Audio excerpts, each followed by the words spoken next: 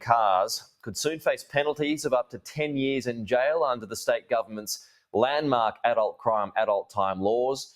That'll be introduced in Parliament's first sitting day today. There will also be the maximum penalty of life behind bars for murder. Joining us live now is criminologist and former police inspector Dr Terry Goldswotrhy.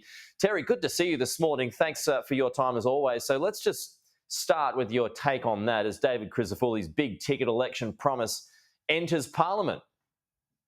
Yeah, good morning. Look, it was his big ticket item. Crime was very important in terms of the election issues that we had when we went to the election last month. And, Crisafulli came out with the adult time, adult crime category and said that he'd fix up the criminal justice system. So what I think you'll see is that this adult time, adult crime will remove the artificial ceiling of 10 years that we currently have for juvenile offenders, unless the offence is particularly heinous and a judge can sentence above that. But that will now remove that artificial ceiling. So it'll be totally dependent now on the judges as to what penalties they give to the youth offenders. It won't be reliant anymore upon that ceiling. Murder is probably the biggest one, as you flagged. I think that will be the one that will impact the most. We just had the case of Emma Lovell go through court, a woman who was stabbed to death on Boxing Day a couple of years ago during a home invasion.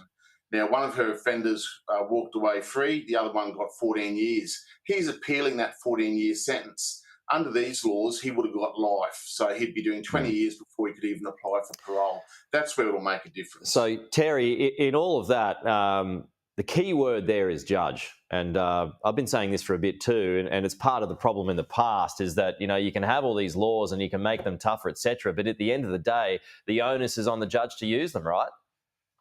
It is. And if you look at stolen vehicles, for instance, you're right, it's 10 years and 14 years in certain circumstances. But we know from the long-term data that judges sentence only 6% of youth offenders to a detention period.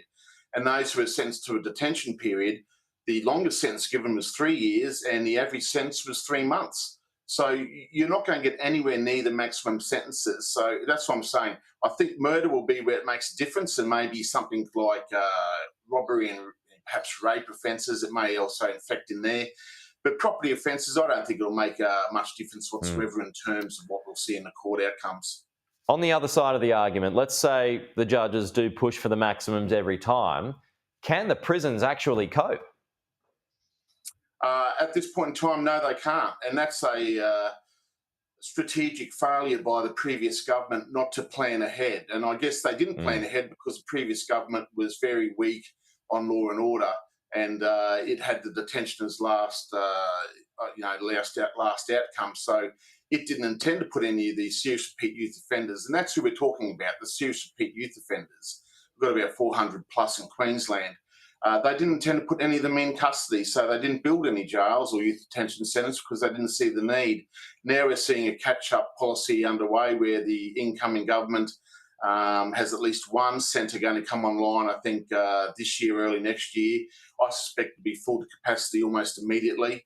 And then what do we do? Where do we put them will be the next question. We'll have to build another one. Yeah, well, Robbie Katter's boot camps and his idea there might have to come into play. Anyway, Terry, good to see you this morning, bright and early. Thank you. We'll talk to you again soon.